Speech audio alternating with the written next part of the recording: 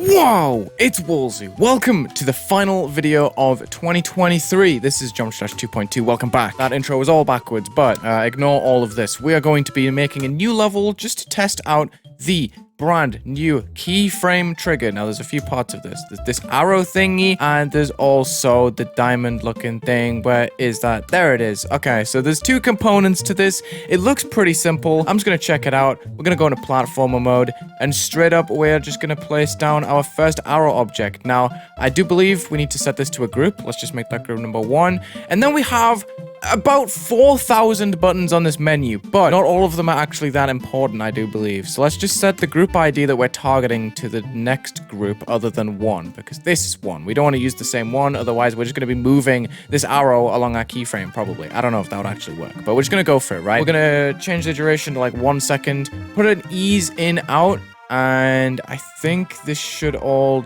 be default. I have no idea, but we are going to check curve. So this is keyframe 0, right? What we're going to do is copy paste, and then we're going to move, and you'll see that there's a line now, and it's straight even though we pressed curve, and I think that's because we only have one of these so far and the curve can't really be calculated. But let's just say we have a little rotation. We're going to face it this way for the next keyframe, and we're going to check this. We're gonna, maybe we'll decrease the duration this time just to test it out. Then we are going to copy paste, and I guess, yep, here comes the curve. So let's just make a little circle. I don't know if this is the best way to do a circle. Maybe we should have a few more keyframes. We can point upwards here. This can be keyframe number 2. We'll put like a 0.75, and then we can put a number 1 on keyframe number 3. This is not a circle. This looks like a kid's first attempt at drawing a circle when they're like 3 years old, and that's really what this channel is. It's just me messing with the editor like a 2-year-old until I actually figure out what I'm actually supposed to be doing, because this editor is so complex, I pretty much have no idea. Ooh, we could make a spiral, actually. Now that I think about it, that sounds a lot cooler. So let's just actually rotate this nicely, pretty please. Thank you. We'll make this a little bit shorter. We can speed up as we go to the center. So this is how I'm going to test my first ever keyframe. I don't really know what I would be using this for, because that's the wrong tab to click. There are a lot of possibilities with like moves and like area moves and like loops and stuff. I'm kind of just free-handing this spiral. I could just free move these. That would probably be a lot easier. And then we'll have our final keyframe, which is going to be number 1. Number 8. Okay. This is going to point down here. So hopefully the easing makes this really nice. And we're going to put that on at 1 second. And now what we have to do is put our object that's going to follow this keyframe. So let's just say we move all of this to editor layer number 1, and we place a star object or something similar. The star is just a nice little object to put here. We'll just leave it like that. We need to give it group number 2, because that is the object that we put in the group inside this edit object here. So this is the target, and this is the keyframe ID number 1, which we're going to put inside this keyframe trigger inside this. No, this is the object, the target. Yep. And this is the animation group ID. Sorry, this is the first time I've actually done this. There seems to be more pages. Okay, so the star is now dancing between each keyframe. It's very slow. I would kind of like to speed that up, because it does kind of go, instead of like a wee yippee sort of thing, you know what I mean? So, how on earth do I get this to happen? That is the question. I guess one thing we can do is take off the easing that I placed. There we go. Now it's smoothly moving through. I dig it. I think that's cool. I like it. I guess I could just scale this whole thing down. That'll probably be a lot easier. Just like this. Yeah, okay. So the star is now going around all of this, and that's actually really smooth. You really don't need an easing on this at all. And it's rotating as well with the lines. That is probably one of the coolest and easiest systems I've used in this update so far. What I wanted to do is place more stars. Let's just give this group number 3 and give this group number 4. Is this gonna work? Or would I need more of these frames? I don't actually know, because we put a group number inside, right?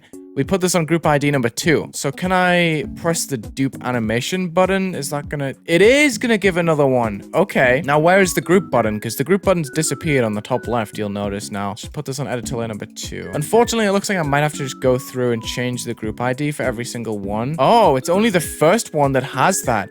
That's so neat. Thank you, Rob Top. I was about to complain. Okay, so all we do is press duplicate animation, and then it gives us it on the select. We just put that on a new editor layer, and then we can have the different stars on the different editor layers. Let's put this 2. Let's put this on 1 where the other one is, and then let's put this on number 3 just so it matches. And then we can change this to group number 4, put the star on group number 4, then we can keyframe with an X and Y mod. This is so cool. So we can change the modification. It's like a percentage of what the full loop is, right? So if I change these to 0.75s and then make a keyframe for number 4, we are going to position these just the way that they are on the level so I can tell the difference.